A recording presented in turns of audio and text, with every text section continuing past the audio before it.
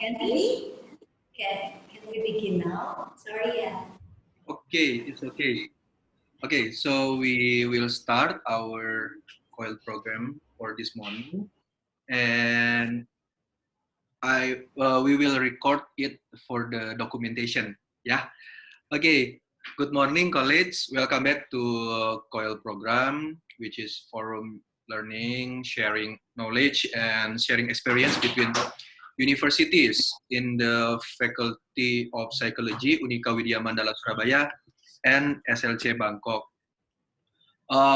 Last week, we already shared a lot about who we are, where we come from, and เราเทสลานี่คือแทนพูดก่อนใช่ไหมเราพูดก่อน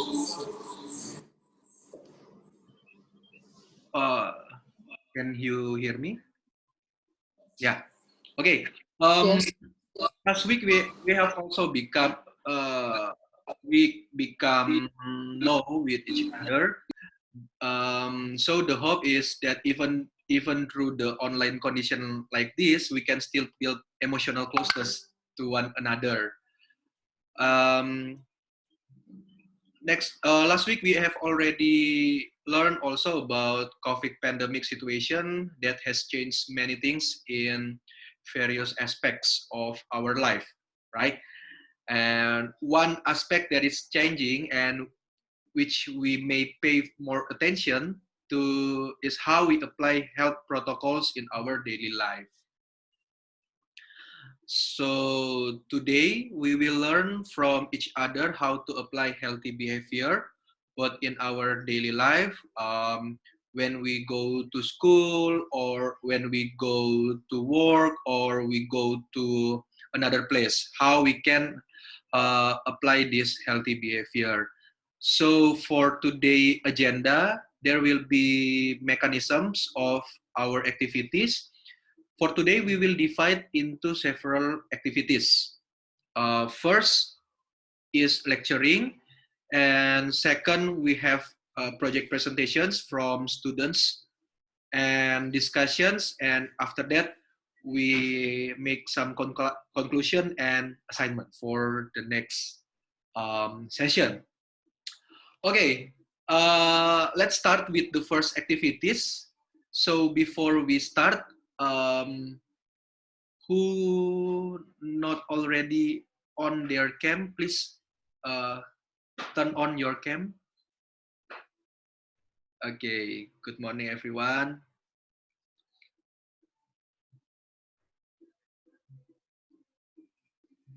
Okay, so we will start our first activities directly, which is lecturing. We will hear from an expert in the field of safety behavior. She is one of our staff lecturer at Psychology Faculty of Widya Mandala Catholic University. Now she is pursuing a doctoral education at University at Surabaya with a specialization in industrial and organizations psychology. The topic of her dissertation is also about safety behaviors. So it's very fitting and suitable with our topic today. So we hope that she can share her experience, her knowledge, and also her opinions about this topic. Okay, we will invite Bu Desa.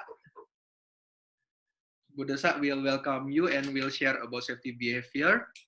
Bu Desa, the time is yours. Okay, thank you, Pak Kenny. Hello, everyone. I think this is the first time we meet. I hope you are all in a good condition, even we are in this pandemic situation, yeah. Okay, today I will going to share you about a topic of safety behavior, and I hope it can be useful for all of you. So I will share my PPT.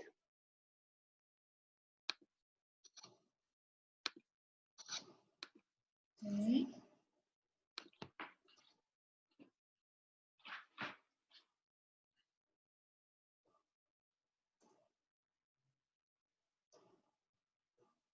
Have you seen? Yes. Okay. Wait. Oh, wait. Okay. Today I will share you about a safety behavior in a daily life. But the first I will share about the basic concept about safety behavior. So, safety behavior is arise because the need of safety, especially when we face with an uncontrollable situation. Yeah, safety behavior is mostly associated with accident or injuries caused by unsafe situation or unsafe behavior. But in many studies, safety behavior is related to work contact. That's why safety behavior in context of work is also known as safety performance. So safety behavior and safety performance actually is the same topic, but if we learn about safety behavior in work context or in organizational context, it usually called as safety performance. And then the definition, because many of study is built in work situation, that's why the definition is also related with organization or work in organization. This is some of definition that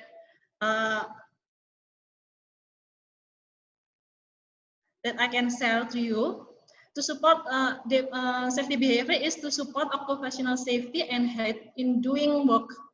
Employee need to explicit work behavior that focus on safety. That's why, because it is in work contact, so the safety behavior is something that employee have to explicit in their activity at work. Safety behavior in the context of performance related to work behavior or performance carried out by the employee, which is associated with efforts, action, and behavior that support safety and health in workplace. Safety behavior, this is the Griffin and Neal that said, safety behavior is behavior that directly cause accident and injury, especially in workplace. Another definition is from Brooke. Safety behavior is shown in the form of individual action or work behavior is almost all work carrier to promote the safety and health of worker, client, the community, and the environment. And then from Huang, safety behavior as a safety control and employee self-reporting to work accident. So that's why safety behavior is also called as a safety performance, because it is usually built and developed in situation of workplace. And then the dimension, referring to performance concept of Berman F. Motovildo, which differences the performance in task performance and contextual performance. And then following their model, Niels promote safety compliance and safety participation to reflect the two of dimension. So the dimension of safety behavior in this context is safety compliance and safety performance, safety participation. I mean, so what is safety compliance and safety participation? So safety compliance is the core safety activity. It is contribute directly to safety, and then it usually shown by compliance with regulation or policy in organization. And then safety participation is a part of a contextual activity, but it does not directly support safety. It's shown by voluntary participation in safety activity. I will show you with an example. But before, what is the objective safety behavior? In a short term, I mean, safety behavior lead to reduce an anxiety. Any form of escape and avoidance in often accompanied by the powerful feeling of reliance. Reliance is a powerful negative reinforcement. So if once an individual has learned that safety behavior leads to a relief, they are likely to use it again. For example, in order to not to fall while we are walking on a wet floor, then we have to walk slowly. It is a short term of safety behavior. In order not to rub against when driving on a contested roads, we must maintain a safety distance. In the long term, safety behavior is act to manage anxiety by preventing unintended consequence, such as making a necessary preparation before an activity. So if in a short term, safety behavior only used to reduce an anxiety, but in the long term, we can use safety behavior to manage anxiety by preparing unintended consequence as a making necessary preparation before we are doing some activity. For example, in order to sleep while we are walking on a wet floor, we must prepare anti-slip shoes. Or in order we are not to rub against when driving on a congested road, you need to check the traffic jam first on a highway before you are go driving, or you can set your driving time. So that's the example. For the implementation, safety behavior can be applied in actually safety behavior is not only in industrial or organizational or on in a workplace, but safety behavior can be applied in a various contexts, including in our daily life. When we are do an activity or we are go on a trip, we never know what we will face. So we may encounter an unforeseen situation that may be it is dangerous. That's why we need to make safety behavior as part of ourselves, as a form of anticipation or precaution when dealing with uncertainty. For example, like today, when we are facing a COVID-19 pandemic situation. One I can share you about what kind of safety behavior that we can apply in a COVID-19 pandemic situation. As a part of safety compliance, maybe we can find out what is COVID health protocol rules and procedure that implied by our government. And then we can read carefully and understand each step of the health protocol. Apply each step on the health protocol in your first daily activity. And as a part of safety participation, and then for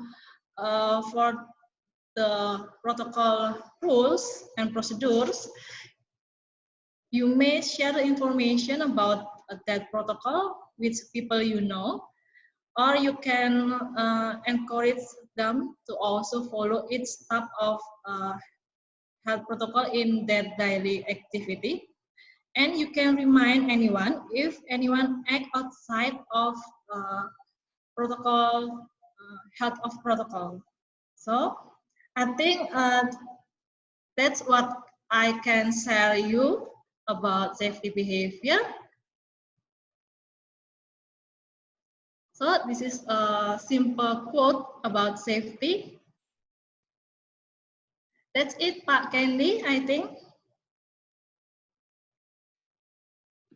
Okay, thank you very much for your explanation. And now we continue to Q&A. Perhaps if there is something to be discussed, because this topic is very, very important to us, at least for prevention ourselves from COVID-19.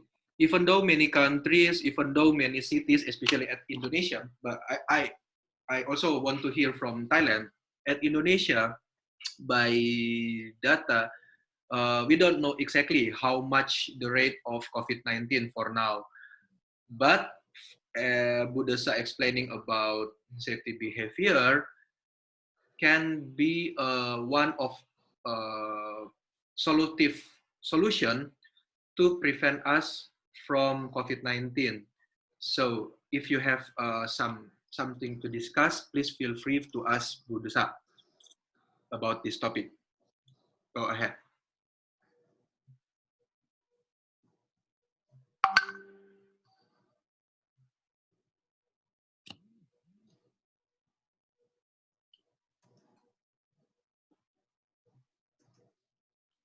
Okay, Bu.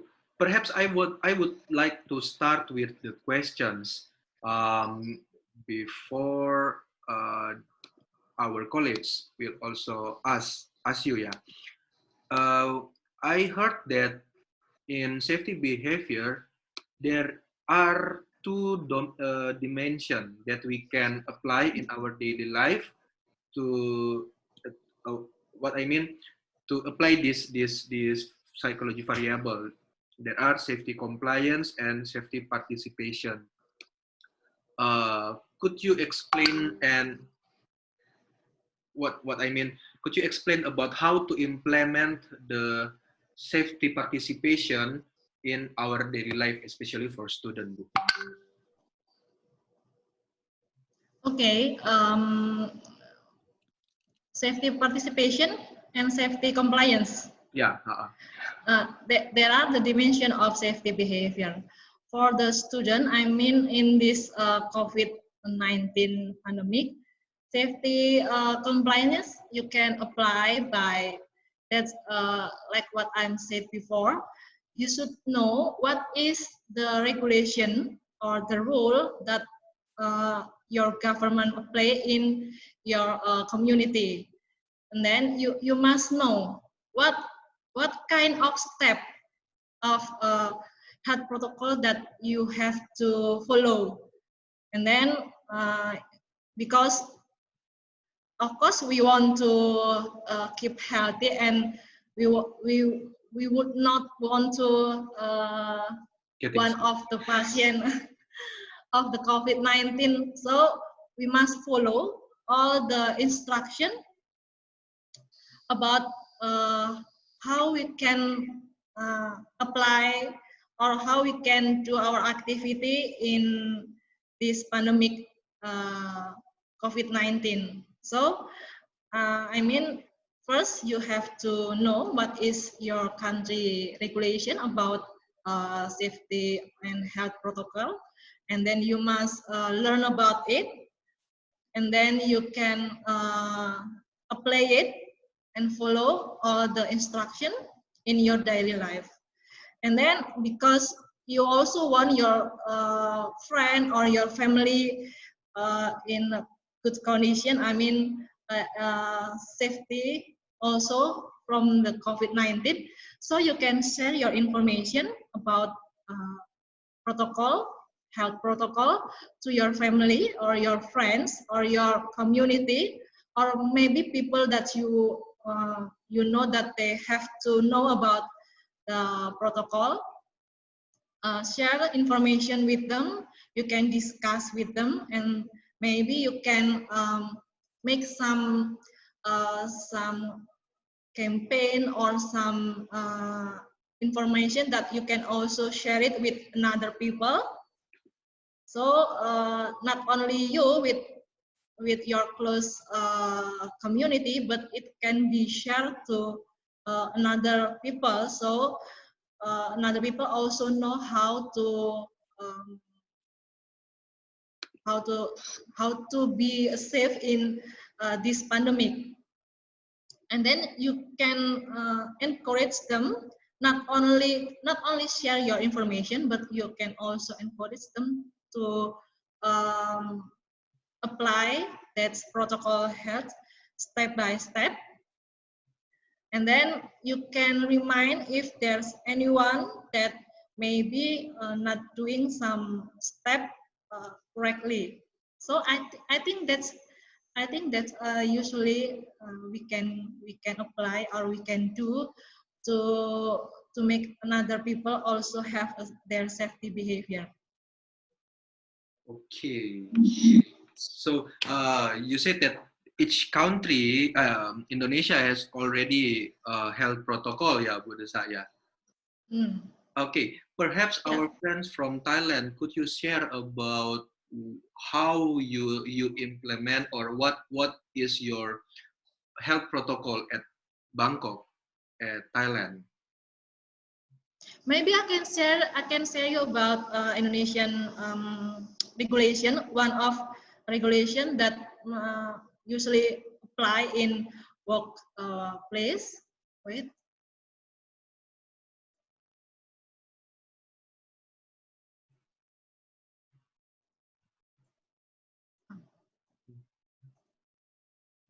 This is one of our government health protocol that we can apply it in our workplace. So there is information about, wait,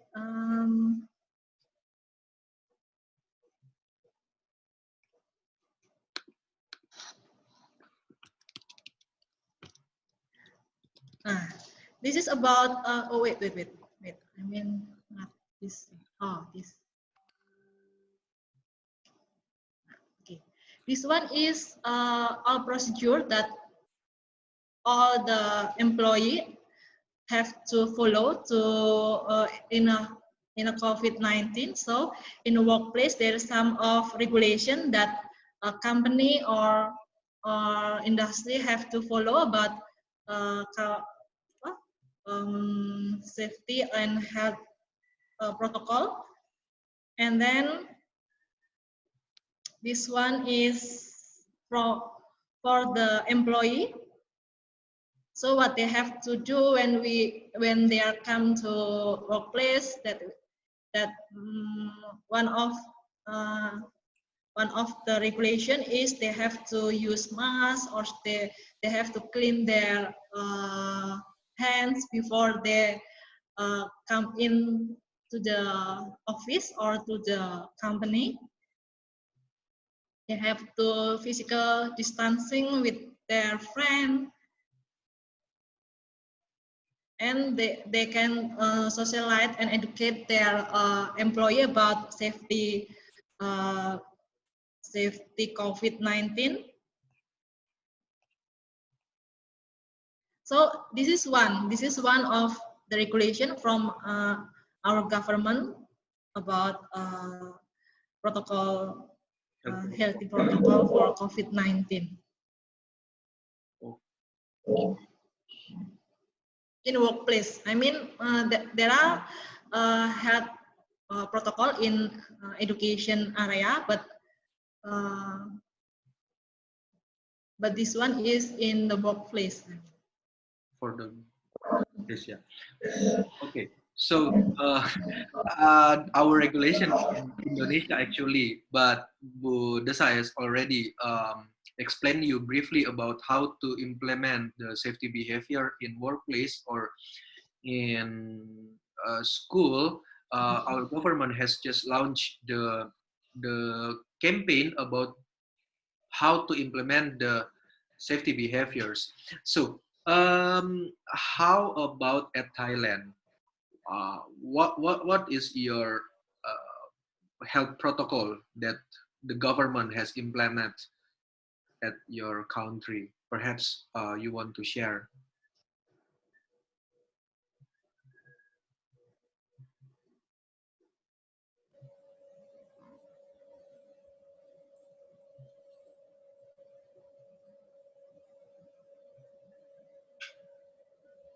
Okay.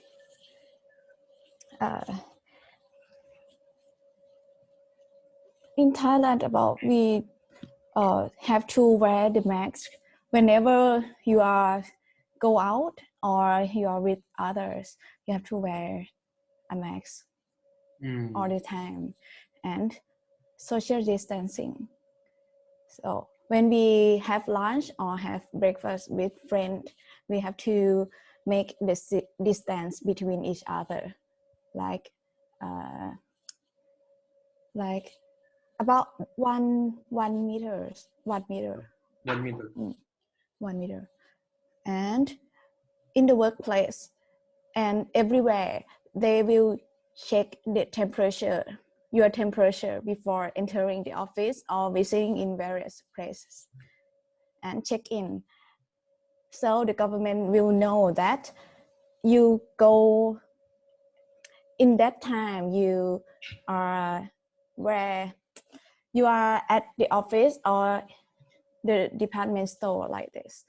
And if the person who have coronavirus go to that place, the government will know that who are at that place and will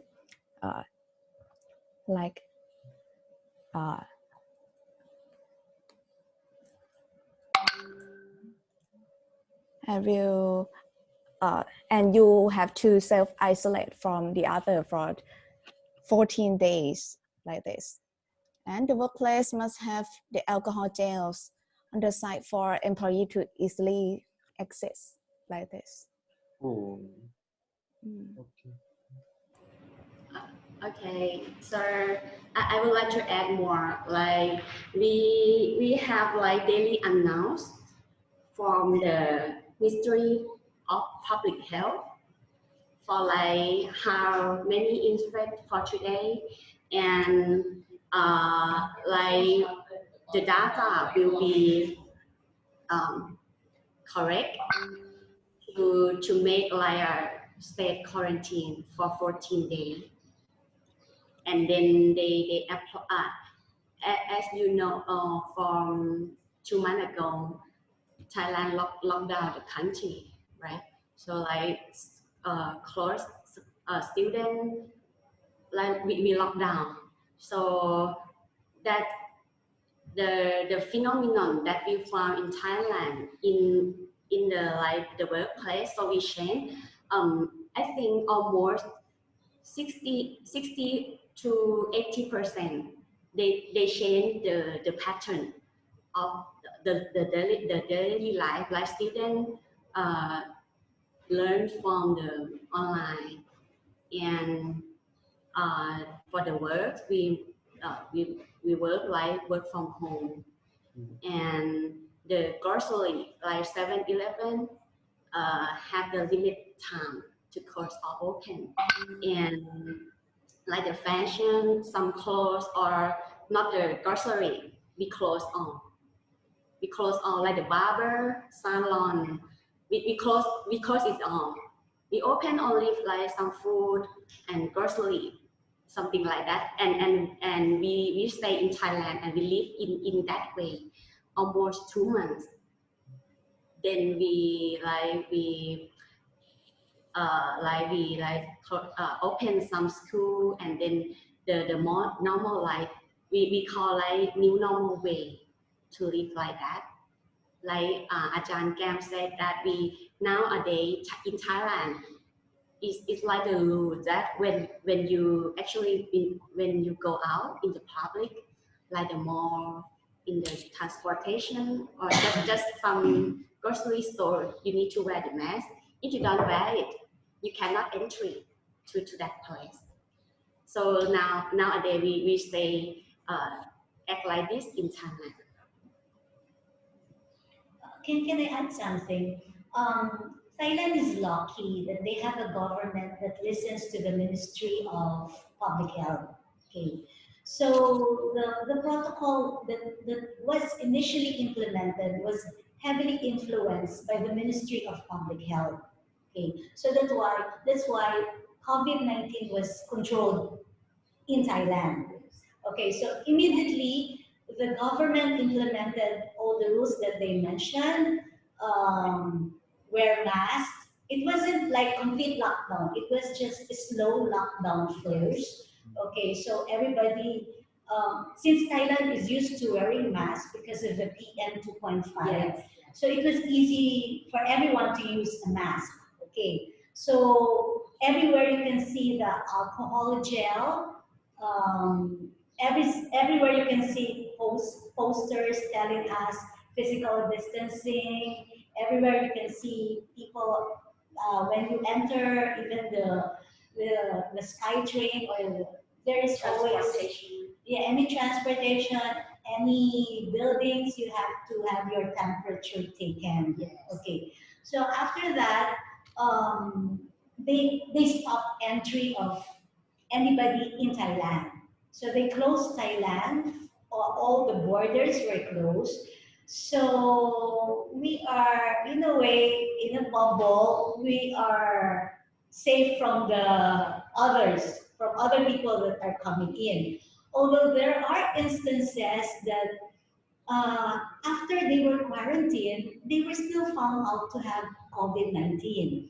So like there was one instance that there was, it's just near here, it's Sukhothai residence. There was a resident who stayed there and he was found positive after several days, 14 days of quarantine. So all the staff there took the COVID-19 test. Yeah, there was even one place in Rayong, there was a black soldier, a Nigerian soldier, and this Nigerian soldier did not follow the rule. Okay, so he just went to the malls. He went around. So almost that village was took the COVID-19 test.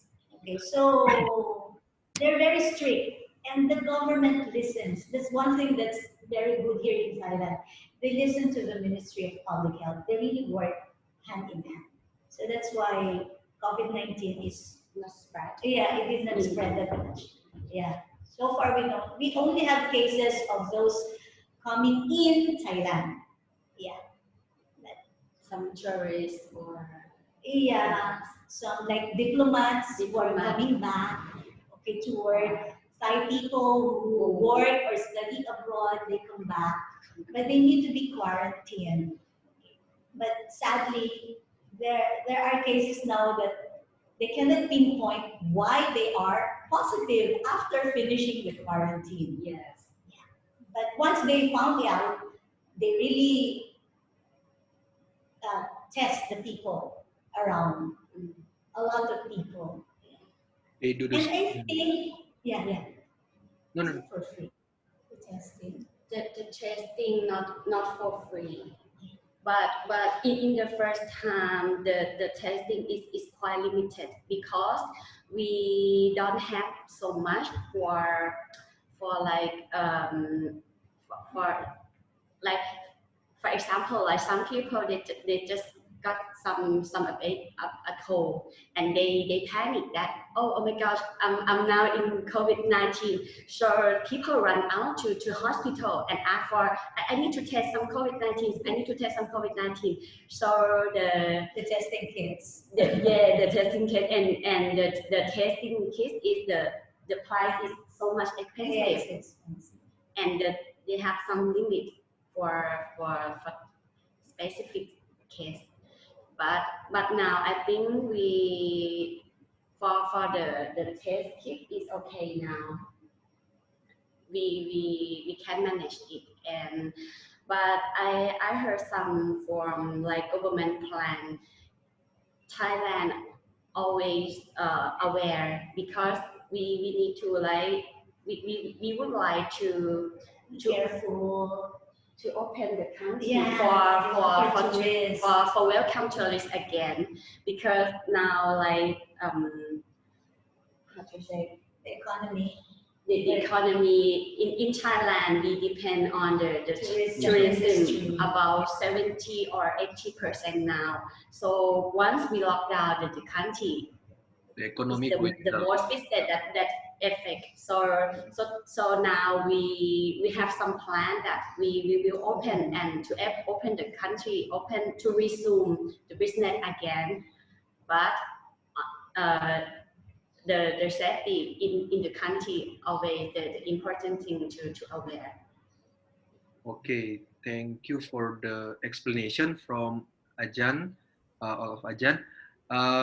Yeah, yes, we hope that we also can open our country and your country to tourism, so we can go there, and also you can go here, right?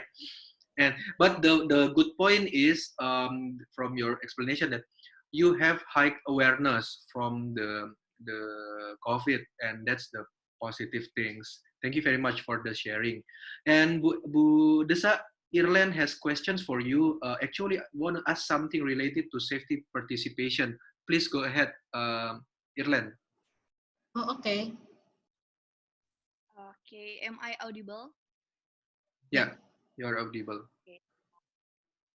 So, as Budesak explained, that the example of safety participation is sharing information about health protocols. I would like to ask how to combat fake news that our environment believe, especially from parents or older people, like how we should explain them in a good way so they will not feel attacked or offended because we have age difference. Good questions. Please, Bu Desa. Okay, I think COVID-19 or coronavirus is, if we hear about coronavirus, we also automatically feel anxiety, yeah, because this is very dangerous. But from your question, how to give them explanation that Yeah. so they can sorry. Age gap, Mm. About age gap. Perbedaan its usia. gap. Mm-hmm. Yeah, about its gap generation. Yeah, how we can give information about COVID-19 or how to share information about protocol health protocol. So for the older generation maybe, so we can give them some information. We can use campaigns. Usually older people uh, watch news from television or maybe from a newspaper. So maybe we can campaigns about health protocol. We use uh, information, give information about protocol health or uh, anything information about coronavirus or COVID-19 from television or from newspaper. It also differs if younger generation like you are. We are in a millennial generation that usually we use information. We can get information from internet, so we can also use internet to share information about how to be safe in this area, this era, in this pandemic. By share information, maybe from the um, YouTuber that also uh, uh, in I mean in this pandemic era, there are so many YouTuber people or young people become a YouTuber, so they have influencer to another young people, so they can also use their famous or their information to share to another young people. So maybe that's how we can use we can do to share information about protocol health protocol to people that maybe have a gap generation. Yeah, I think that's all. Do you have further question, Irlan? Okay, thank you, Bu Desak. So like we use a different media for a different Yes. generation. Yeah. We have to know what is the need or what is the desire of each generation. Yeah. So usually older generation is watch information or listen information from a television or from a radio, from newspaper. So it's different with young generation that usually get information or looking for some information uh, using an internet. So they have their gadget. They also connected with internet, so we can use that media to share information about COVID-19 and health protocol. Hmm.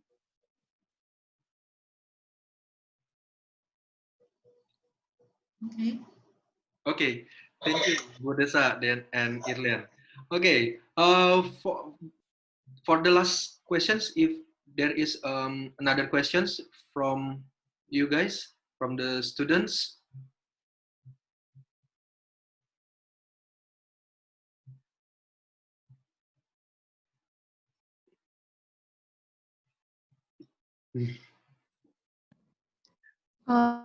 Maybe I could ask.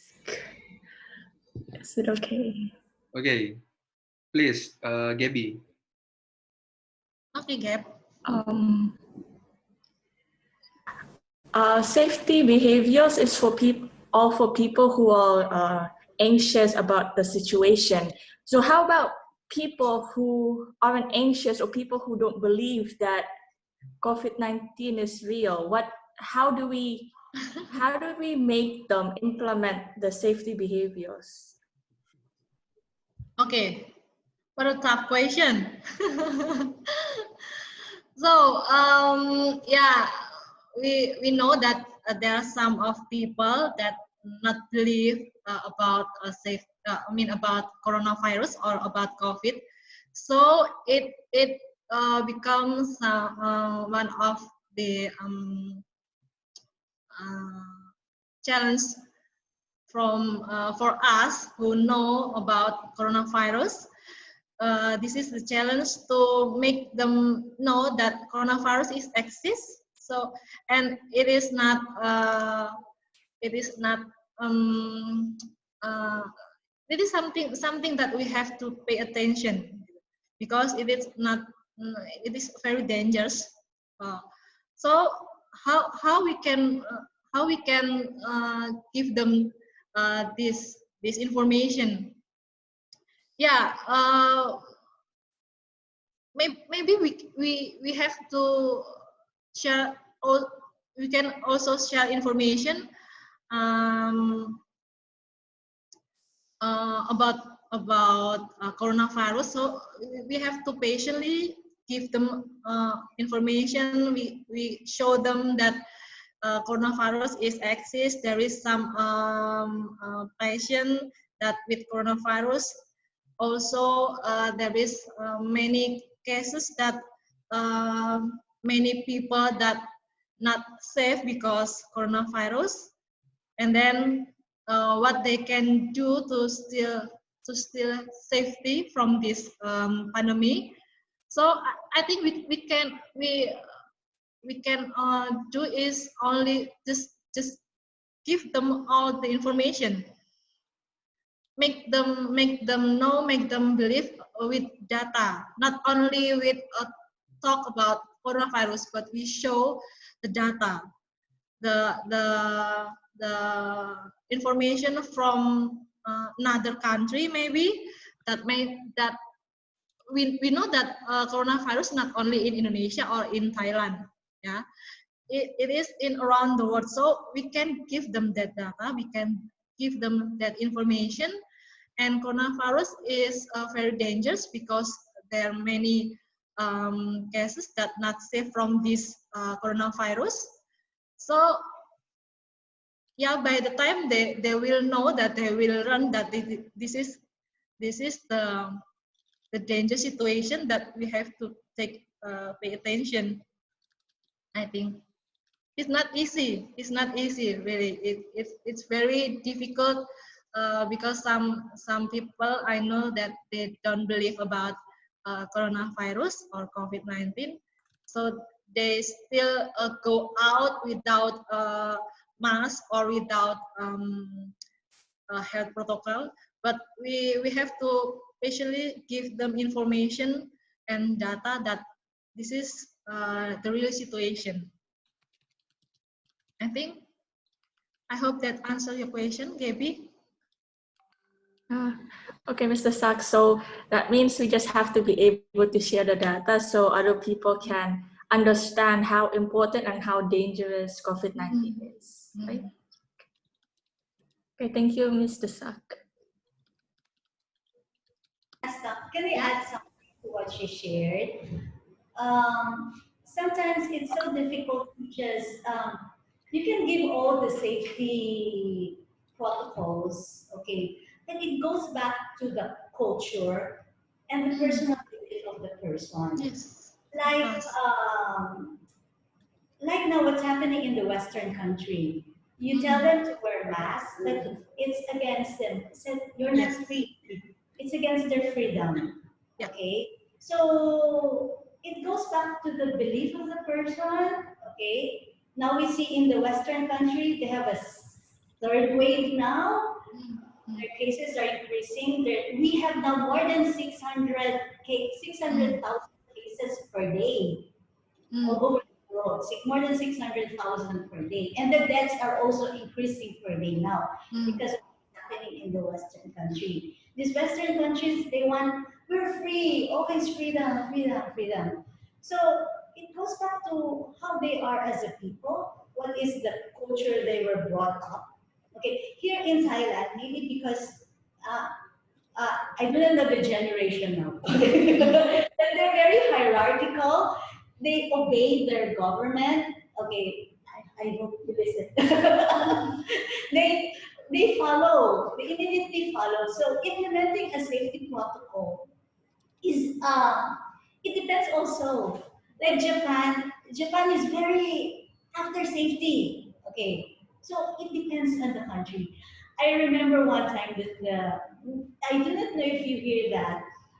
If you heard about the students now in Thailand, they always rally. They always rally.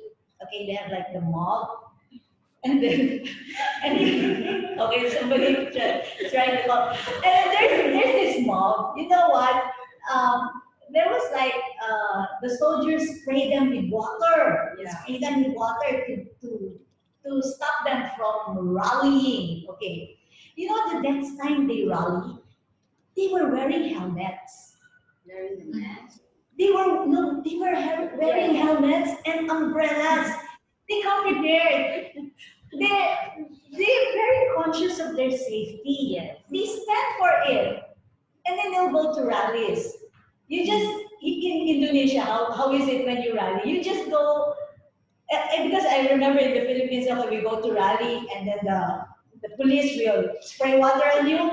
Next day, they will still come back and then without any protection. But here in Thailand, they already have the protection. So in their mindset, in the mindset of the people here, I need to be safe. Okay? I need to protect myself. So it's in the culture, in how you are brought up as a people. I don't know. That's what I just observed. Yeah. Agree, ma'am. I think maybe because culture is or back to their personality. I think also how they see the situation is based on maybe their experience, their culture, their personality, how they think about the situation, how they think about themselves or other people around uh, them. So, but there must be also lah. There people do not have belief. They have belief, and their belief is they not believe about corona. That's very difficult. Some people have maybe with a high education, maybe with high culture, they have interaction with many people, so they have many information or knowledge. They they have their self awareness about this. But some people, they have awareness, but they believe that there is no coronavirus, so it's difficult. So that's why maybe for us that we know about how dangerous is coronavirus, we uh, we we only can give them information uh, apa, day by day. We give them some data that there is coronavirus is exist, and it's not this is something that dangerous, that it can attack yourself and your family or your close friends. So it is challenge for all of us that know about this coronavirus.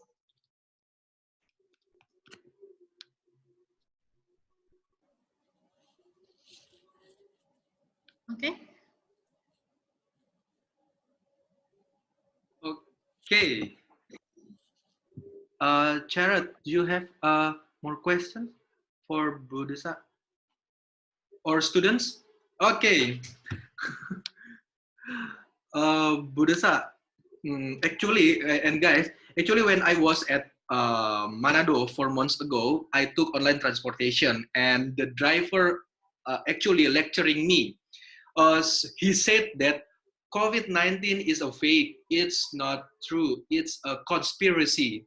So while he was driving, okay, I just listening his angriness, yeah, to the fake of COVID phenomenon.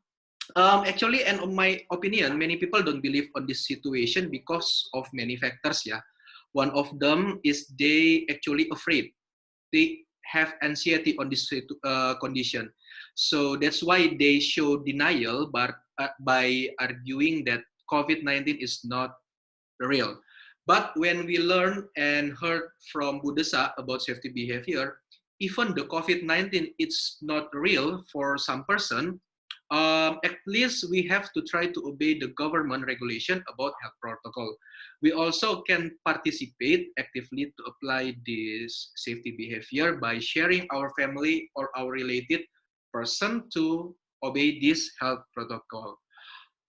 Okay, because of the limited time, we have to continue to our second activity. But thank you very much for Budesa, for the sharing, for the information, for the lecturing to enlighten us about this topic. We hope that after we learn about safety behavior from Budesa, we can apply in our daily life. Okay, Budesa, once again, thank you very much for your sharing. Thank you, everyone. Okay, Budesa, would you join? Would you join the whole meeting, or you want to continue the next? I have another activity. I have to discuss with another student about their research. So I think I have to leave this meeting. So thank you all. So I hope you are all in a good condition in this situation. See you soon.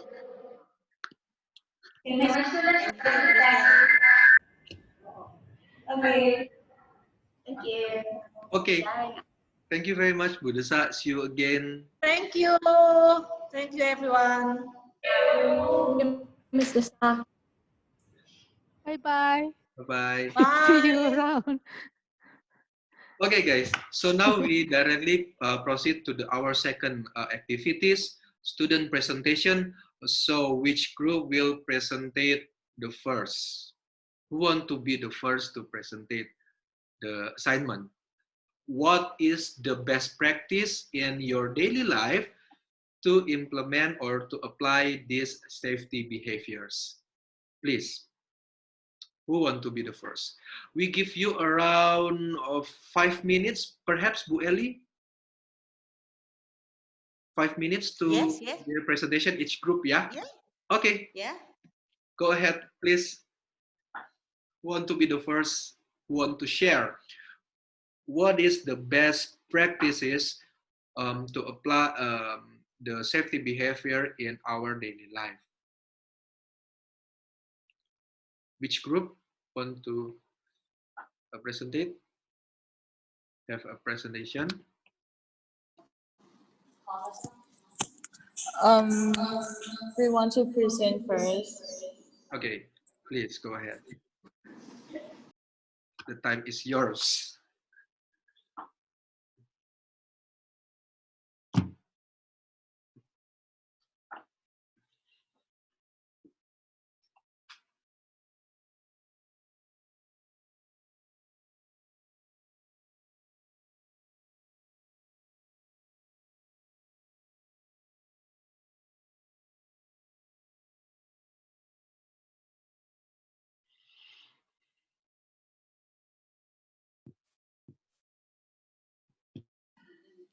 Good morning, everyone. Today we present about understanding COVID-19 in Thailand. First, the way to protect.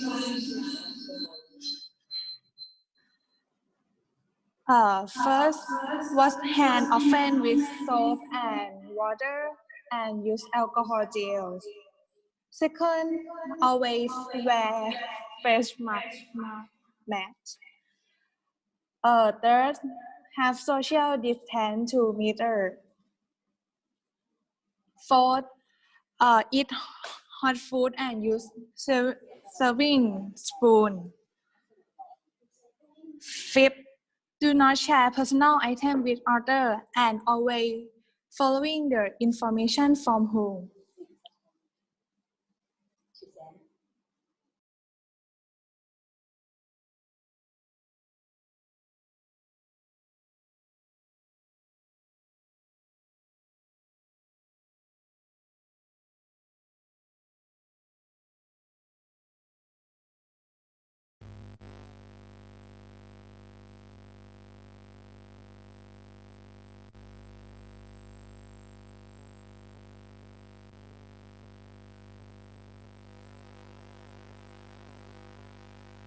There's no sound. We can't hear you.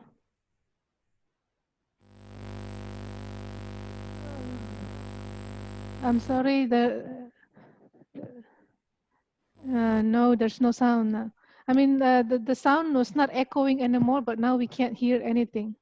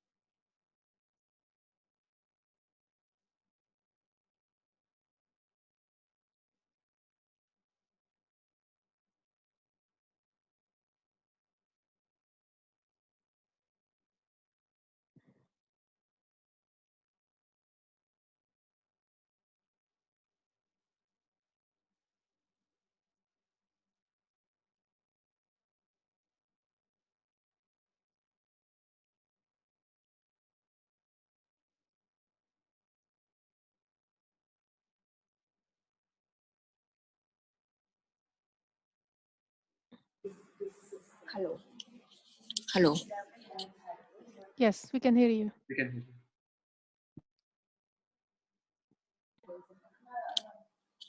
you. We We must representation at first repeat.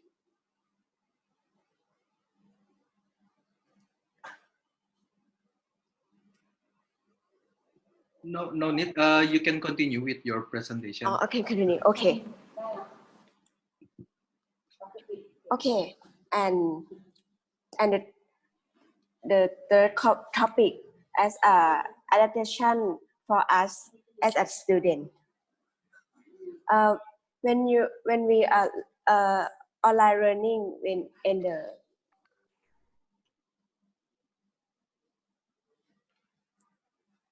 online learning in the class during summer or when have the pandemic has hard to control in the country, we must learn online learning and social distancing and we have social distancing when we walk in the public place or something like that. And our class are distancing each other when we in class for learning. Now we are learning by distancing each other. And the country had lockdown during 4 or 5 months. Yes, and the lockdown has already that so they should stay home when the lockdown anymore, and the convent store closed during lockdown too.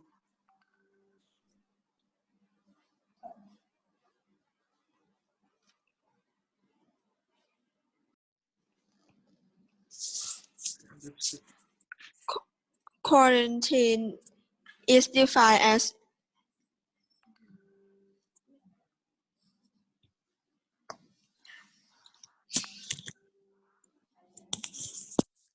Quarantine is defined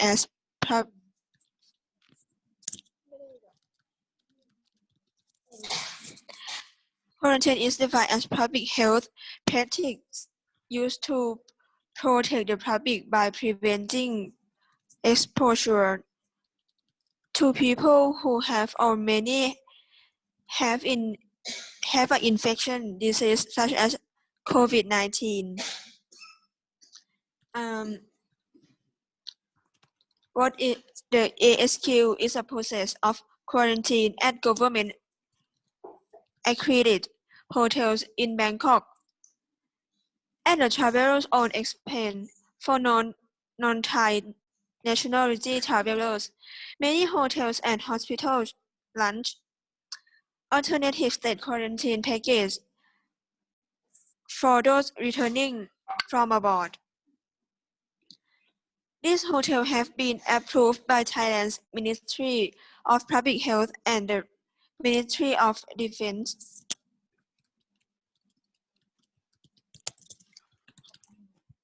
How the mandatory quarantine is 14 days. Can we accurate to our own home? It is not possible to quarantine in your own home at this time. You have to undergo quarantine in the accredited hotel only.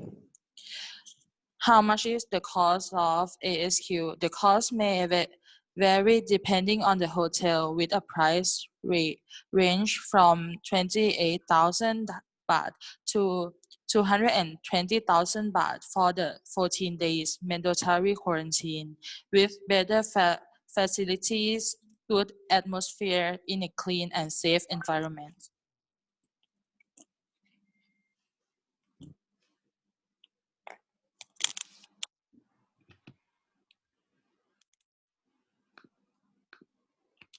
And can you see this slide? We show that when you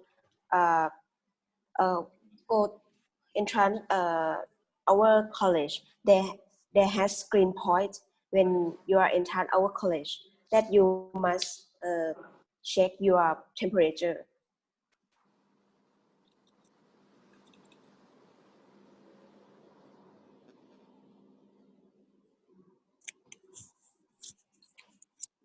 This picture is a before and after COVID-19.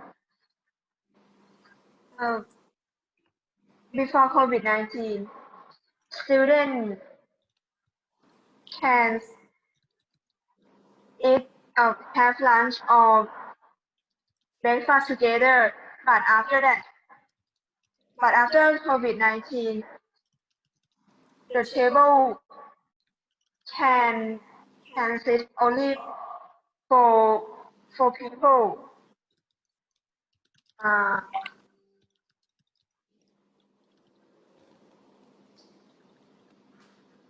for a small table, but in a big table can sit 6 people.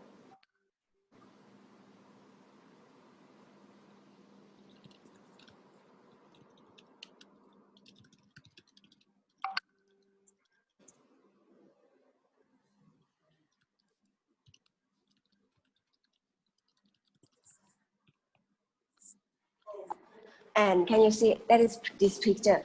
When we learn in our class we in each share we must attending our share about or not about must distancing 2 meters. And can you see that the left in the table we replace social distancing. You not sit down together whenever you when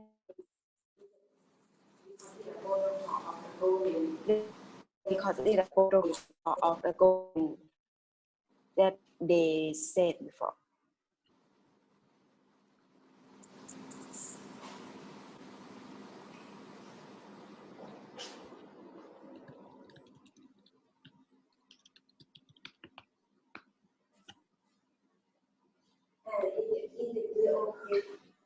And we showed when the student of our college, when they entrance our college, they must do screen point for check their temperature, and they check their size their name for check.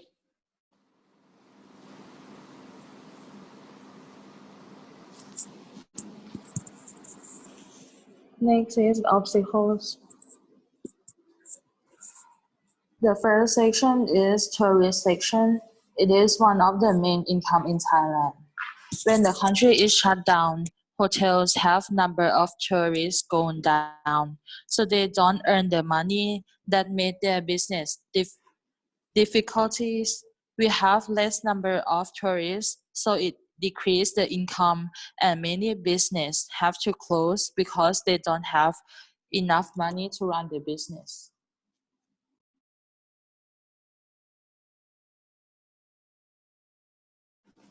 Second is education sector. It is important for students because they must have online learning.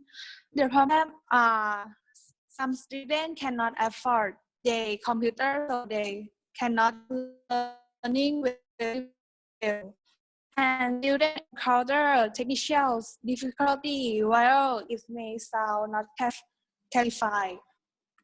Technical problems are one of main stumbling blocks of online learning. Finally, this section still real long.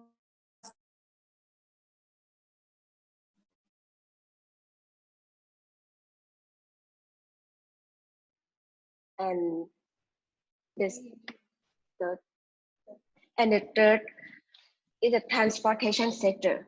Transportation sector of Thailand during COVID-19 had stopped working or their business has closed, such as Thai Airways. The Thai it had just trading Chinese breadstick because their business has closed and they cannot continue their business, and the transport service in the Bangkok had been ordered to end because it had curfew during 31 to 4 p.m. or a.m. or a.m. If you hang out your place, you would find in the, before the COVID-19, you would find and about 40,000 or 140,000.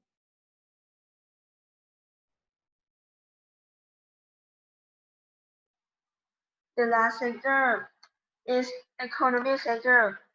It's very important for Thailand because it covers about living, food, and currency. So COVID-19 spread in Thailand. It has an effect. For example, the most of people stay in their house because they are scared of COVID-19.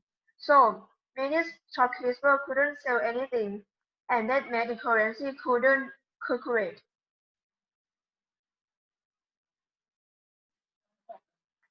Thank you for your attention.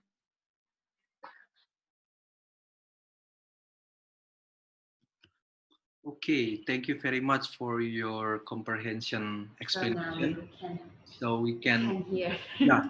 Oh, can you Oh no. hear me clearly? We can Kedengeran, hear. Yeah. kedengeran ya? Telco IT. Okay.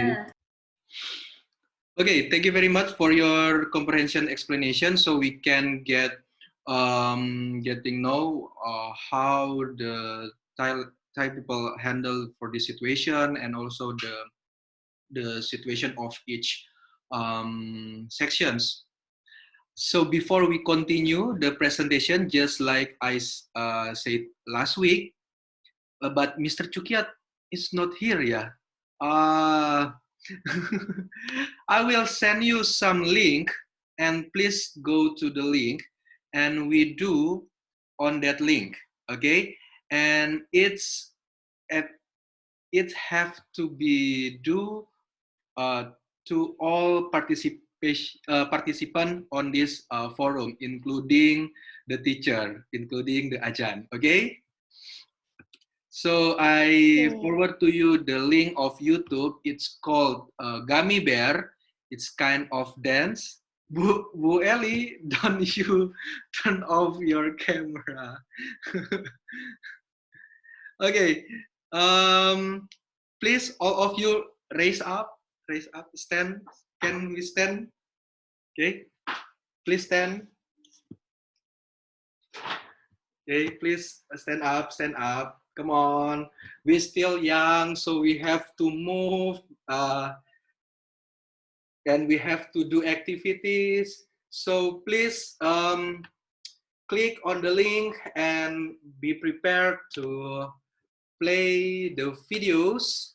And also I will share screen the video. Can you see the video? Okay. Yes, I can see. Yes, you can see. Okay, so I hope that you will also follow the dance. Yeah, Ajahn, come. Also, you want to dance with us? Okay. So we do some ice breaking. Okay, let me play the video. Where is Jared actually? Where is Jared? Jared, Ma'am Jared, please follow up students. Okay, 3, 2, 1. Okay ya. Oh, I'm a gummy bear. Yes, I'm a gummy bear. Oh, I'm a yummy, tummy, bunny, lucky gummy bear. I'm a jelly bear, cause I'm a gummy bear. Oh, I'm a moving, grooving, jamming, singing gummy bear. Oh, yeah, gummy bear. Gummy, gummy, gummy, gummy, gummy, gummy gummy bear. Blinding bright, dolly party, blinding bright, dolly party, blinding bright, dolly party, party pop. Blinding bright, dolly party, blinding bright, dolly party, blinding bright, dolly party, party pop. Oh, I'm a gummy bear, yes, I'm a gummy bear. Oh, I'm a yummy, happy, tiny, lucky gummy bear. I'm a jelly bear, 'cause I'm a gummy bear. Oh, I'm a moving, grooving, jamming, singing gummy bear. Oh, yeah. Three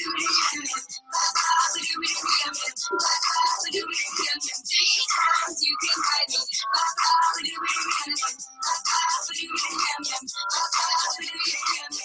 times you can ride me. Gummy, gummy, gummy, gummy, gummy bear.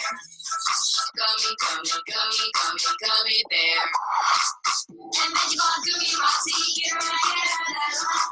Dance all Marty, I get party pop. And then you want gummy, gummy, come on, baby, get a party, dance all party pop. Okay, thank you very much for your participation. So in COVID-19, one of activities is doing a dance so we can keep healthy on this situation. Okay, thank you very much for your participation. Okay, now we proceed to the second group. Please prepare your presentation, and you have 5 minutes for presentate your topics. Go ahead.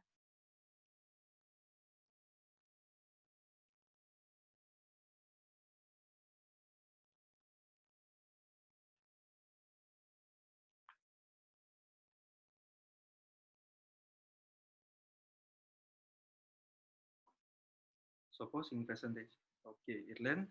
Okay.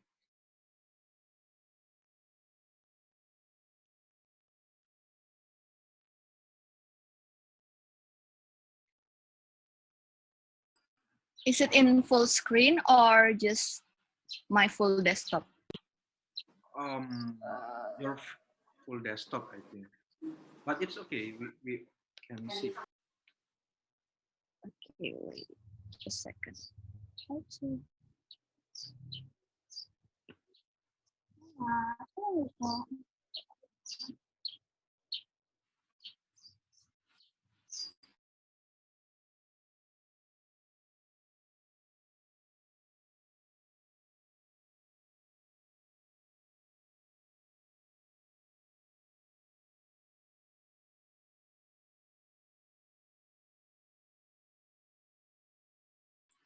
Okay, so is it full screen now?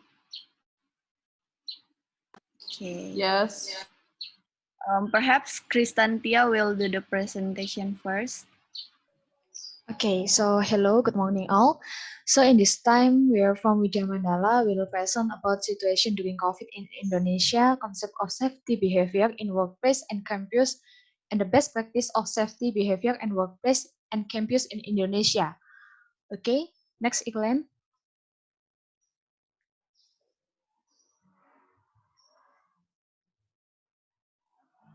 Okay, first of all, as we all know, that COVID-19 appeared the first time on 1 December 2019, and until now we are still facing it. So it can be said that for almost a year we facing COVID-19. COVID-19 is a virus that causes respiratory pain and can be transmitted firstly through human droplets.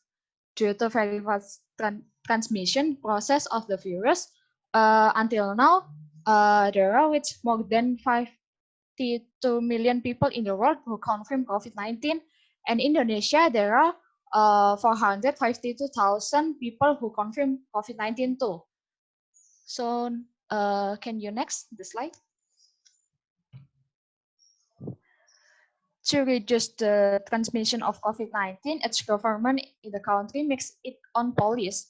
In Indonesia, there are policies made to reduce the transmission of COVID-19 virus, include social distancing, mandatory use of masks when we're going out from our house, working and studying from home, and PSBB, or can be said large-scale social restriction, which are regional quarantine, so that in PSBB, all types of activities will be restricted.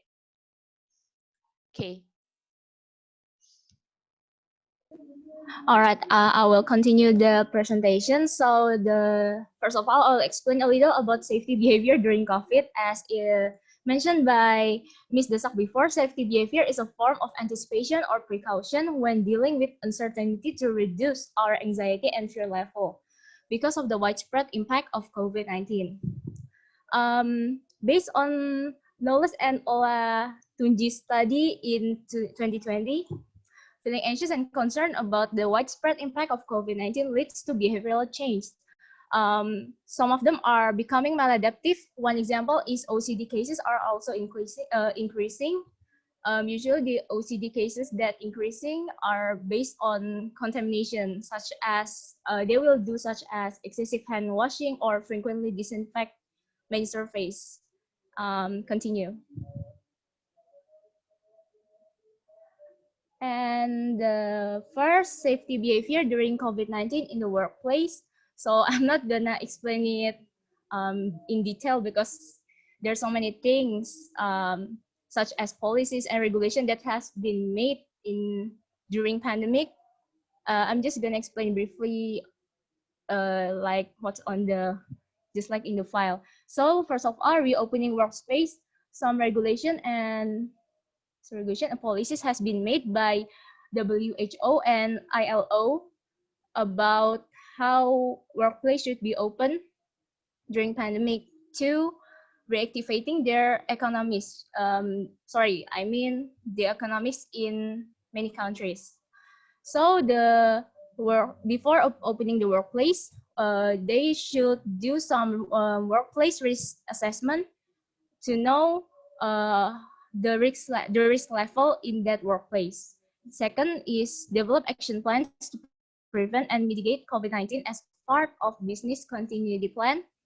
Follow the policies that has been set by ILO and countries, also WHO, such as main domain protocol, and also communicate the guideline and policies to all employers and workers. Thank you. Continue, please.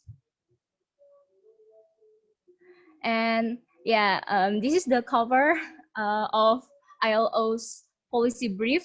You can check it out on that link. You can maybe type it and see because there are so many policies that has been made by ILO to maintain many countries' policies. And this one, the next one, actually that's the levels of risk.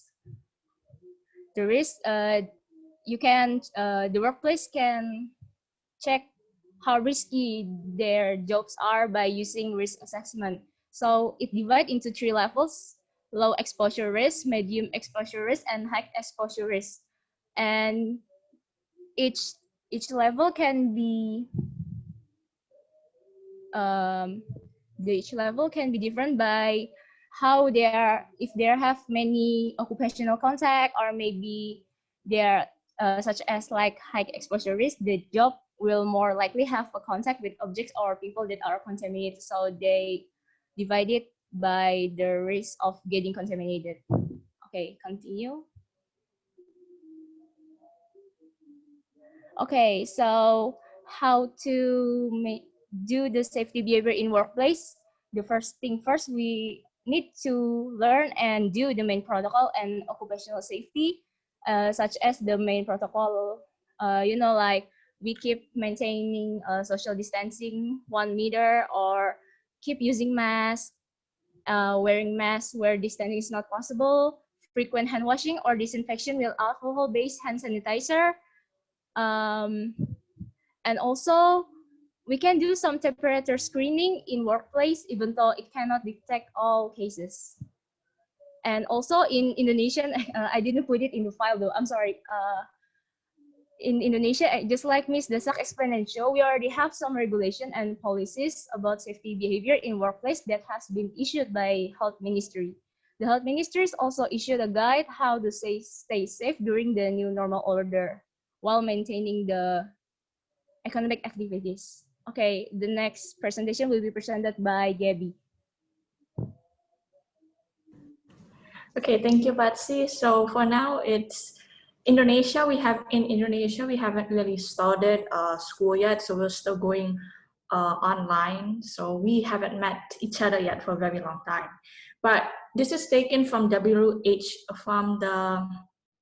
the document made by WHO, which explains about safety behavior of COVID-19 at school. So by teaching safety behavior, we can help children learn and build resilience. Then by doing that, they are also more considerate and compassionate to others. And why this should be taught to students? Because students are agents of change and are powerful advocates. And safety behavior will also lower student anxiety levels. Okay, next. And in teaching safety behavior, several precautions have to be taken and are necessary, but there shouldn't be any stigma with people who have contracted COVID-19 before. So schools should still be welcoming and respectful to those people. Okay, next. And in practices, there are three main principles. The first is to stay at home if you are sick. The second is to make sure your hands are clean and always wash your hands. And the third is to maintain a safe distance between everyone, which is usually 1 meter or 1.5 meters. Okay, continue.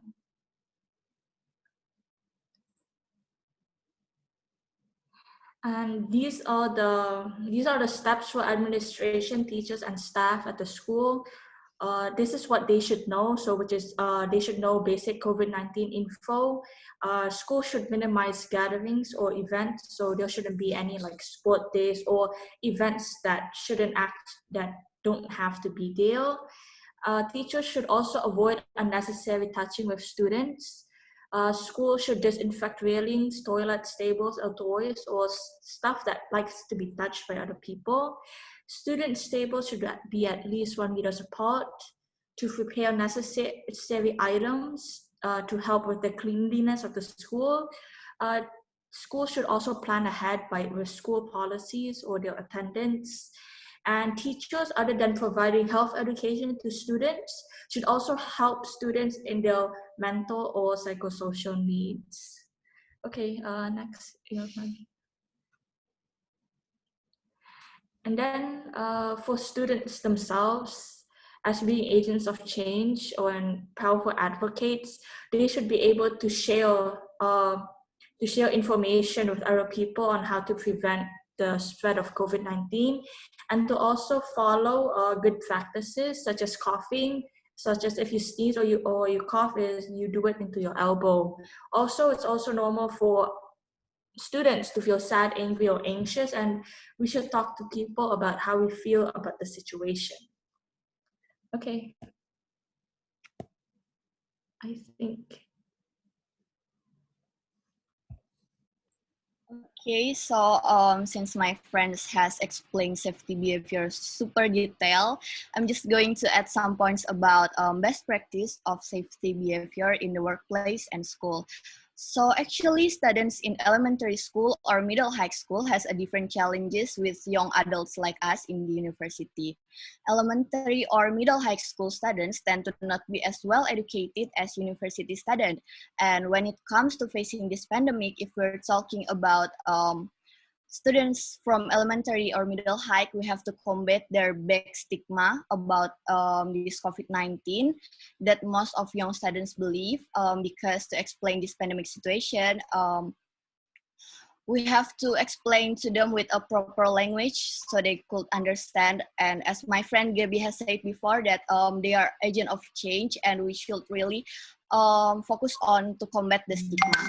But since Ma'am Erlyn has clarified earlier these terms of school mean universities, actually the intervention of university and workplace are more similar.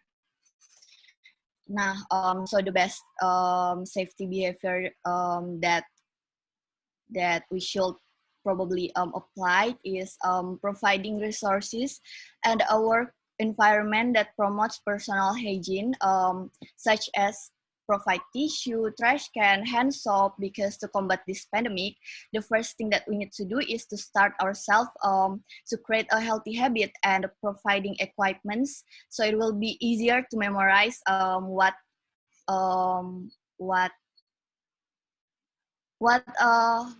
do you say what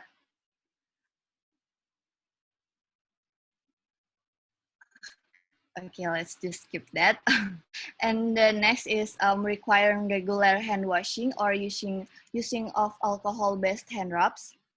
Oh yeah, because to create a habit, it has to start with a mandatory action like this. Nowadays, so many healthy protocol signs has like hand washing, thermal scan, and so on that has been applied in the public, public in public. And giving hand washing or healthy protocol signs in the workplace or school. And encouraging sick workers to stay at home. And we should also apply work from home, or in the university terms, study from home and work by shift. Or even in some university, they has allowed students to learning offline again, but most of the students are probably studying medicine or engineering. They should use their laboratory, and that's it, I guess. It is a friendly reminder. And of course, our country is far from perfect. We still have so many university and company that still haven't got a proper equipment to practice these protocols, and therefore we would like to learn more from our country as well. Okay, that's it from us. Thank you for listening. Okay, thank you very much from for your presentation, guys. It's also enlightening us to getting know more about today's presentation. Okay, now we can continue to the discussion. Okay, if you have some arguments or opinion or suggestions or even questions, please proceed. So for today, we can increase our knowledge about safety behaviors in our daily life. Okay, please go ahead.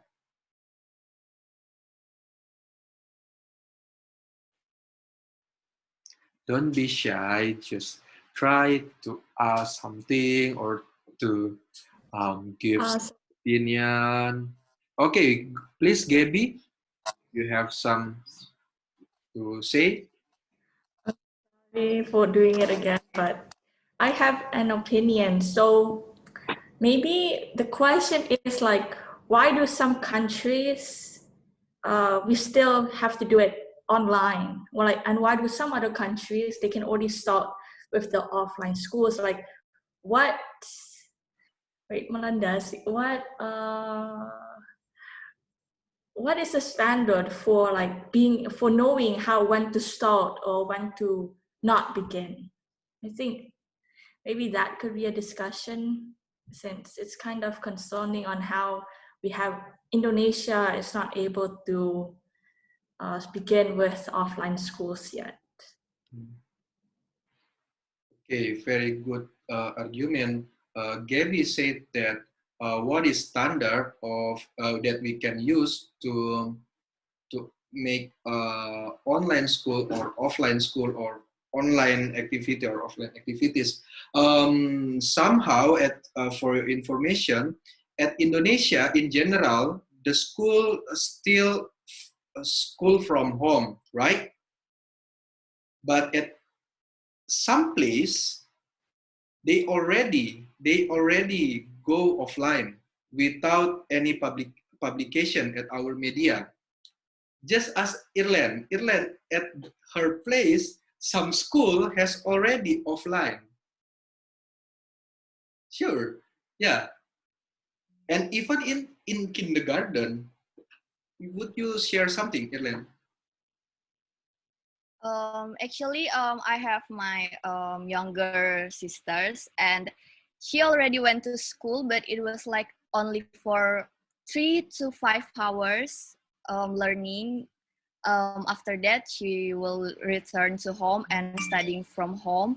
I guess because our total case is not as much as Jakarta or Surabaya, like the big city in Indonesia. So probably we could start offline learning again, but it is only for elementary school, middle high, and high school aren't even started to offline learning, still in online learning too, like university. Okay. How about at Thailand? There is some region or some place at your region at Thailand. There is already offline learning.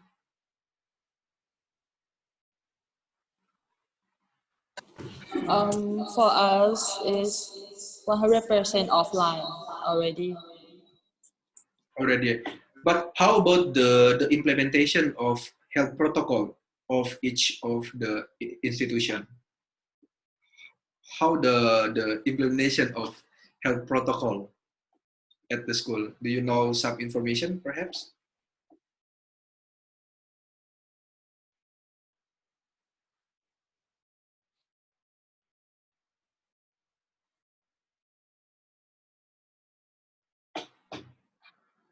In Thailand, uh,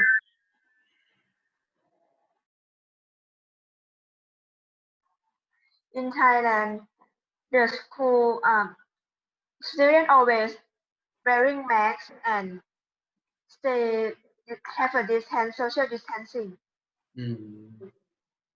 Oh yeah, in the classroom. at SLC also already applied the offline learning, right? Yes.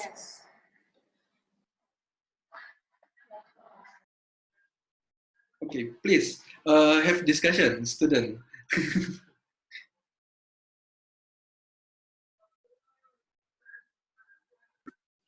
Um, in our college, we will have the number that in each room we can sit, the capacity of each room that student can can use depending on the how how many students can use.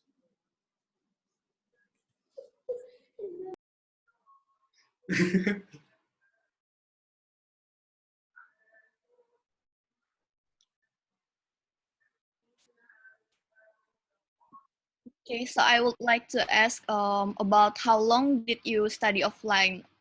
Because probably you're using a closed room and it will be danger for to study long in that room. So how long did you usually study offline?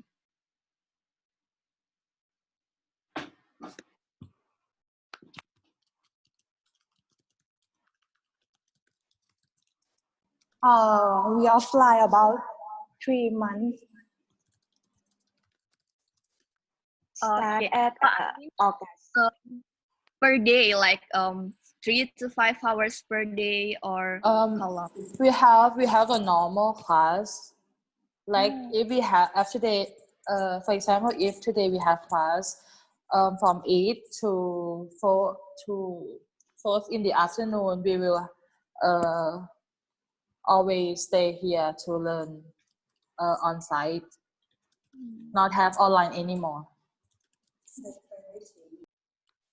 Okay, so like full offline, right?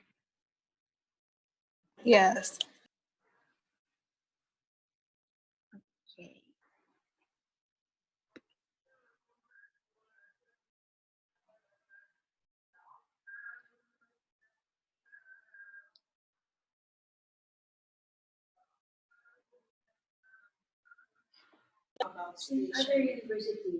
How about situation in Indonesia in this during now?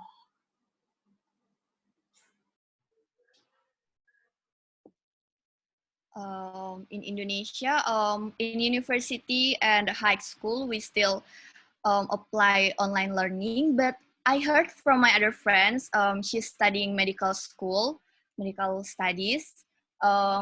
she's having an offline practicum, so she shall go to her university and do the practicum like that. But in my university, we still full online, so I can go back in my village, hometown. I mean. Hometown.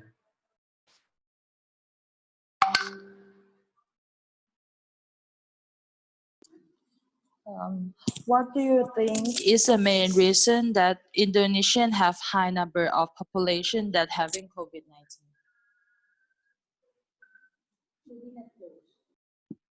Okay, I'm just going to add my opinions. Maybe my friends would like to add their opinions too. I think because most of our society is so ignorant with the rules. I won't lie. I sometimes hang out with my friends too, and we have so many holidays that most people would go to their hometown and probably spread the virus.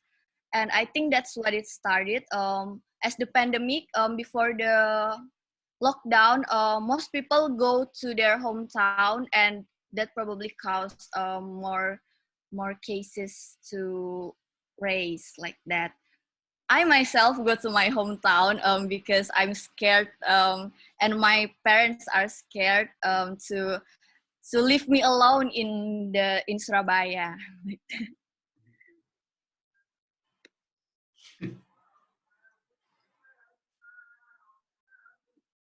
Perhaps Patsy or Tia or Gabby would like to add some opinion.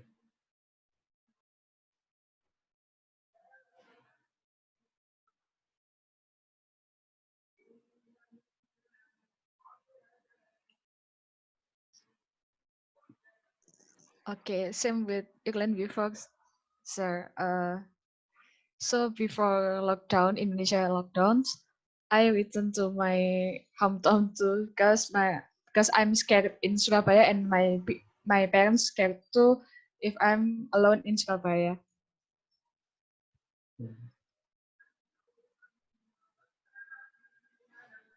Well, I have a little different condition because usually people would go back to their hometown while before the social distancing. What is it called? I forgot. Well, before lockdown. Sorry. Usually people will go back to their hometown before lockdown, but in my case, I actually go back to my hometown in the middle of lockdown. So because I feel it feels weird, when we're in the middle of studying and suddenly we must go back to hometown. I'm just not that ready to go back to my uh, home to study while doing some maybe housework or listening to my sisters screaming, my brother screaming, and I feel more peace when I'm alone there. So I'll finish my semester, finish the fourth semester first, and then when the holiday, the time gap between the fourth semester and the fifth semester, yeah, I go back in that period. So actually, I'll go back in August, I think. Yeah, 1st of August, I go back to my hometown. So in the middle of lockdown, but yeah, it's pretty hard in the airport. It's so strict. The security is so strict. Yeah, I think that's all from me.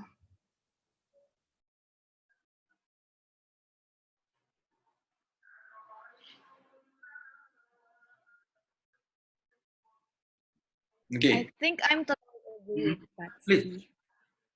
Um, there's a huge difference if we study alone in our rent room and studying in our house, because we have so many responsibilities in here too, and we cannot fully concentrate studying in university.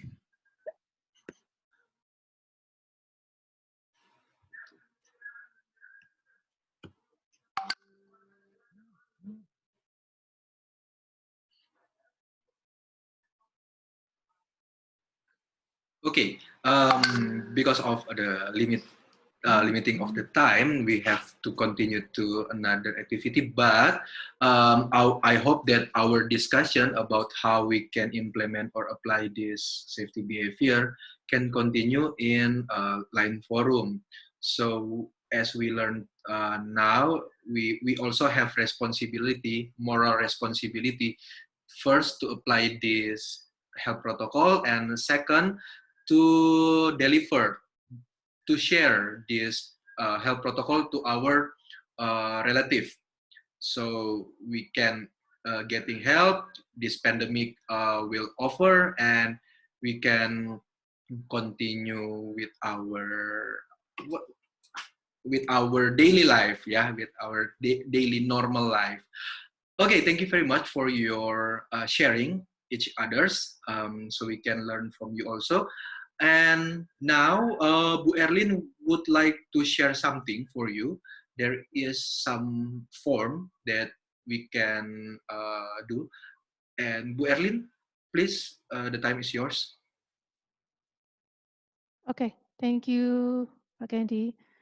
Let me share screen first. But first, before I share screen, I just want to tell the students that I don't know so much in Thailand, but in Indonesia, I mentioned this in the first meeting, that if you don't provide any proof of evidence of activities, it really means that it's never done. So what I did is actually created a form that will be completed by each group. It's not per person, but per individual group. Yeah. So who will do that? I think I will leave it up to each group. Can you guys see this? Pak Andy, can you see it already? Yes, already, ma'am. Already. So, Jared, I will probably ask your help to present similar form with the nursing department in this afternoon. So this group weekly report is to be completed for students, and it is completed per group, and also every time after you meet outside of the class. So for group name, you can create your own name. You can say group 1 or group 2, or you can say uh, uh, group anything. I think all of you have been divided into group, and I believe there are 2 groups, right? Pak Andy, Bu Eli? Yeah, okay. So I'm expecting that every time you guys meet outside of the classroom, please complete this form. So only one person needs to complete it. Who will complete it? It doesn't matter. So you can put down the group name and who were present. So if not 4 of them are present, but only 2 people are present, then just put down those 2 names. If only 3 people are present, then just put down those 3 names. The meeting date, the meeting time, and also for the beginning and ending, so we can see the duration, and which means of communication did you use? Did you use WhatsApp, Zoom, Google Meet, Hangout, or any other form? And also a brief explanation. What did you discuss? You can write it down as bullet points, so you don't have to explain everything, but just write down, okay, what did you discuss? Were there any tasks given to each student as the result of the meeting? So if you can explain that also, the role and responsibility of each member during the meeting. Maybe, for example, one person doing the note taking. You can mention that person's name as the note taker. Or maybe one person is actually being the leader, MC, or not MC, but being the leader of that group discussion. You can also put that person's name down as the role of being the leader of the group. And also, what was the result agreed by everyone? Yeah. So what will be the plan for the next meeting? When is the next meeting, and so on. Yeah, I will send you this form in Word So you can actually just type it. You don't have to write it down. You can just type everything. So if you want this area to be bigger than this, you are welcome to do that. Yeah. And then um, you will probably have some other forms such as PowerPoint or another note-taking result in Microsoft Word. Or maybe you have, if you're using Zoom or Google Meet, maybe you recorded the meeting. So you probably have some other documents other than this. My suggestion to you guys, for each group to create a Google Drive. So in that Google Drive, you can put down all of these things that I put down in the bottom as attachment. Yeah, and then but make sure when you save those documents, put them as put down the date of the meeting also. So if when we see the form, we know, oh, this is the PowerPoint presentation or the video from student meeting on what day, for example. Yeah. Again, you write down this report for each meeting. So from today until the next class meeting, which is I think on Saturday next week, perhaps group one meets for maybe 3 or 4 times.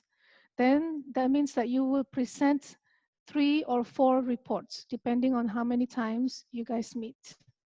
Yeah, but only meeting where there are exactly officially things that you guys are discussing. If you're not doing any meeting, but you are actually make a discussion in WhatsApp group, for example, then my suggestion is that after that one, so for that 1 week, you're not meeting at all face to face online. Then I would say do one group report like this based on everything that you discuss on that WhatsApp group. So summarize it. Whatever it is, show evidence that you guys are doing something for that week. Yeah. So a minimum of one weekly report, one report will be from each group per week, a minimum of one. But if you have more than one meeting, then you can have more than one reports. Okay, is that clear? Anyone would like to ask question about this report? Ma'am Erlyn, I actually have some question. Yes. So previously, the group of Widya Mandala students already kind of share our report like that. Yeah. We have put it and so on. So should we create a different form with university and the group that has been divided previously? You can just transfer probably the information that you wrote in the report onto this one. But this, you still write this down or attach the other report that you already did onto this one. Yeah. So, okay, so we could form one for the previous meeting that we already had, and the other one is the group with SLC. yes. Yeah. Yes. So in other words, from every one class meeting to the next class meetings, I'm sure there will be some activities, as we call it asynchronous activities. Asynchronous activities, meaning activities that you guys are doing on your own time. We don't decide when you have to do that. So those will be the group activities. These asynchronous activities, the only way that we can find out about it, get the information about it, if you guys report it to us. If you don't report it to us, then we don't know what's going on in your group. So this will be our way of keeping track how you guys are doing, how many times you met during the week, and so on. Yeah. So and then I also repeat that if you don't meet using Zoom or Google Meet and so on, but you only communicating constantly in WhatsApp group, then please make a summary of your discussion within that 1 week onto one weekly report also. Yeah. But if possible, I really suggest that you guys meet online, because it's a different way of communication if you do it online rather than compared to if you guys just chatting on WhatsApp group. I think if you're meeting online, you are forced to actually talk among yourselves, perhaps some other information that you can exchange about culture and so on when you directly talk to each other, even though it's only online. Compared to if you're just typing down everything onto WhatsApp group or Line group, it's a different kind of a communication. Yeah, so at least once a week, do like a online meeting in your group. To our friends from SLC, do you guys have any question?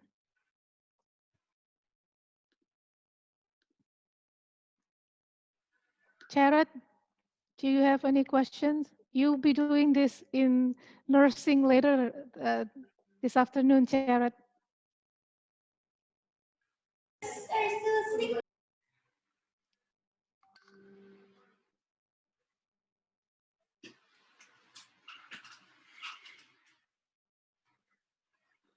Okay, if there is no more question, I'll pass this back on to Pak Candy.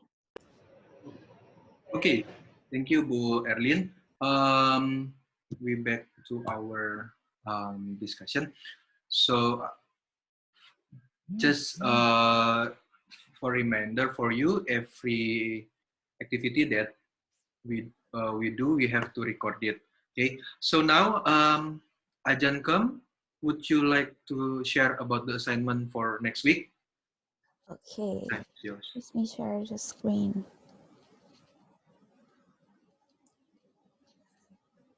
Do you see my screen? Yes, already. Okay. The next meeting is about COVID-19 in your life. So we will talk about change in your life, about emotion, mental health, or anything. And the school, your life in school and your family relations, or how to live with your family members and the society. So the next week presentation, we will divide it to 2 groups again, and we will the group 1 is Gabby, Erlene, Fan, and Tata. Group 2, Patsy, Tia, Mapang, and Fong. The task is about the impact of COVID-19 on individuals, families, family relationships, and social life in Thailand and Indonesia. And how does the COVID-19 situation affect you? The first topic is about like overall, individual or overall, what do you think it affects to individual, family relationships, or social life? And the second question is about what this situation affects you. After COVID-19, what do you feel? What you feel with yourself, your families, or your social life, and how do you deal with it?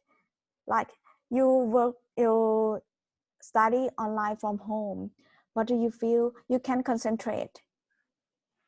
To the teacher, what do you do?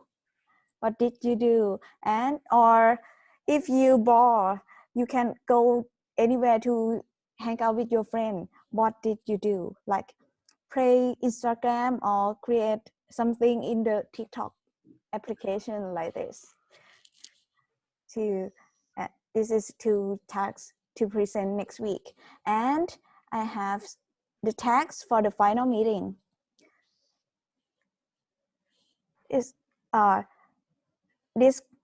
this task we will divide it to two group again, but we divided about in Indonesia and Thailand because I think there are difference about how to deal with COVID-19 in Thailand and Indonesia. And I want of you create the poster about how to deal with COVID-19 in the context of your country. The information is about how to deal and the best practice for safety behavior in your own country. The reason that I give you 2 weeks to do this because I think it's quite difficult to do this because the graphic and you have to talk with each other and you have to create it online. So I give you 2 weeks to do this, and you will present the poster in the fourth meeting. Do you have the questions? Okay, guys, do you have any questions about the assignment? I have a question. Next week we will send two tests like yes. These tasks you. you have to send to me 2 topics.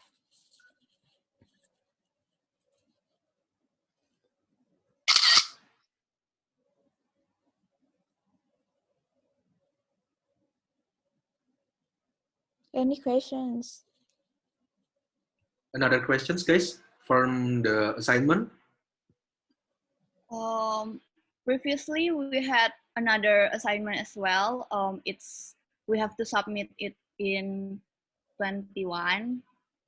And we have a different group also, and we have and we actually had already prepare our discussion when will we discuss. So in the 21 we have to test like that, or yes, these 2 tasks. So we present the task from Widya Mandala and also from SLC as well.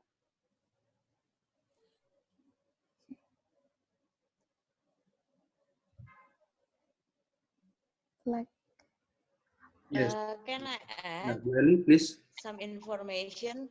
Maybe the task from Vidya Mandala is the idea. What is the safety behavior that you can give an idea about that? Yeah, maybe you can present like only 5-minute presentation, so it's like a short presentation. So you don't need to take a long time to present all the idea, I think. On November 21, yeah, then it will be mental health. Yeah, it's a different topic. Yeah. Okay, so we're going to do 2 presentations. Yes. Thank you.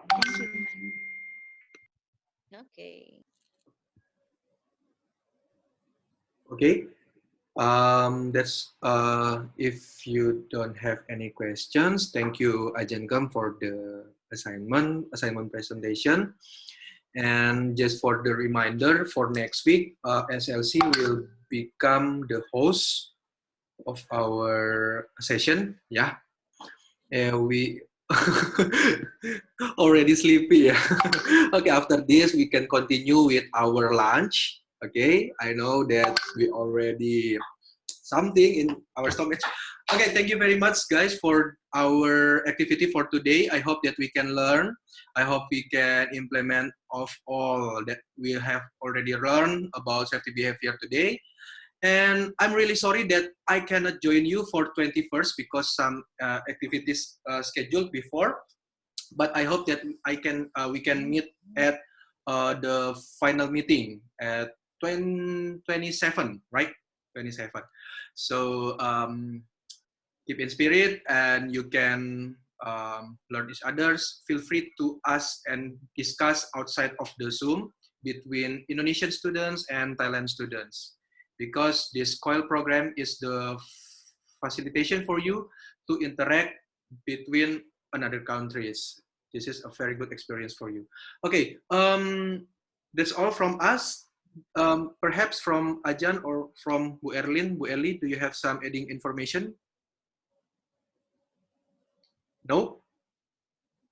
Okay, thank you very much and see you next sessions. Have a nice day, everyone, and God bless you. Okay, Thank see you next you. week.